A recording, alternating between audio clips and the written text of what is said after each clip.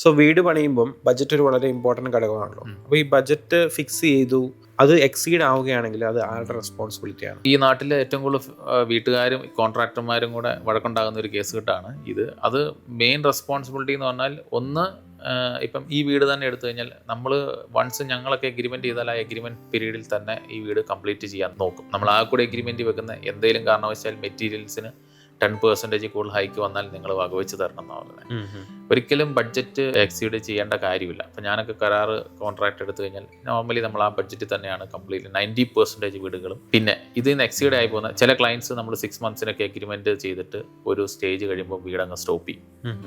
അവർ ചിലപ്പോൾ അവരുടെ financial problem ആയിരിക്കും, ചിലപ്പോൾ അവർ ഉദ്ദേശിച്ച പോലെ കാര്യങ്ങൾ നടക്കുന്നതായിരിക്കും. അപ്പോൾ നമ്മൾ ആ 6 month പ്ലാൻ ചെയ്തെല്ലാം നമ്മളും മാറും.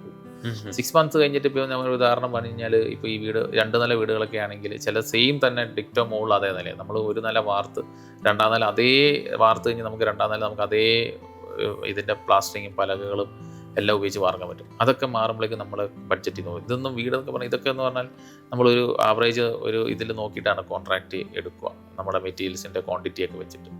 ഡിലേ ആയി കഴിഞ്ഞ് കഴിഞ്ഞാൽ അത് ക്ലയൻറ്റിൻ്റെ മിസ്റ്റേക്കാണ്. വെച്ചാൽ ക്ലയൻറ്റ് ഞങ്ങളുമായിട്ട് കമ്മിറ്റ് ചെയ്തിരിക്കുന്ന 6 മാസം അല്ലെങ്കിൽ 1 വർഷം, 1 വർഷത്തിൽ നിന്ന് പിന്നെ ക്ലയൻറ്റ് പറയുകയാണെങ്കിൽ എനിക്ക് ഒരു 6 മാസം പണിയെടുക്കണ്ട എന്ന് പറയുമ്പം എല്ലാ കാര്യത്തിലും മെറ്റീരിയൽ വൈസിലും പിന്നെ നമ്മുടെ ഫുൾ ടീം തന്നെ ഇവിടെ നിന്ന് മാറും. പിന്നെ ട്രാൻസ്പോർട്ടിംഗ് ഒക്കെ വരുമ്പോൾ ബഡ്ജറ്റ്. 2 എന്ന് പറഞ്ഞു കഴിഞ്ഞാൽ ഈ ഒരു ബിൽഡിങ്ങിൻ്റെ കൺസ്ട്രക്ഷൻ ടൈമിൽ കുറേ കാര്യങ്ങൾ അഡീഷണൽ നമ്മളോട് പറയും.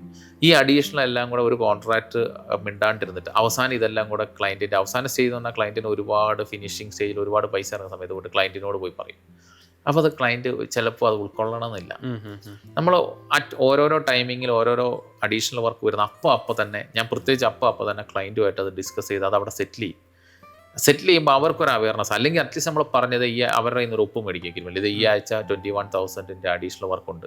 ഈ അഡീഷണൽ വർക്ക് കൂടി അവസാനം ആകുമ്പോഴേക്കും ഒരു 3 ലക്ഷം 4 ലക്ഷം 10 ലക്ഷം എന്നൊക്കെ പറയുമ്പോൾ ക്ലയൻറ്റ് ഒരു പക്ഷേ ഉൾക്കൊള്ളണമെന്നില്ല. അവിടേക്കാണ് ഏറ്റവും കൂടുതൽ ക്ലയൻറ്റും ഒരു ആർക്കിടെക്റ്റ് അല്ലെങ്കിൽ ഒരു കൺസ്ട്രക്ഷൻ കമ്പനിയായിട്ട് ഇത് ഒരു കോൺട്രവേഴ്സി ഉണ്ടാവുക, ഒരു വഴക്കിലോട്ട് വരുന്നത്.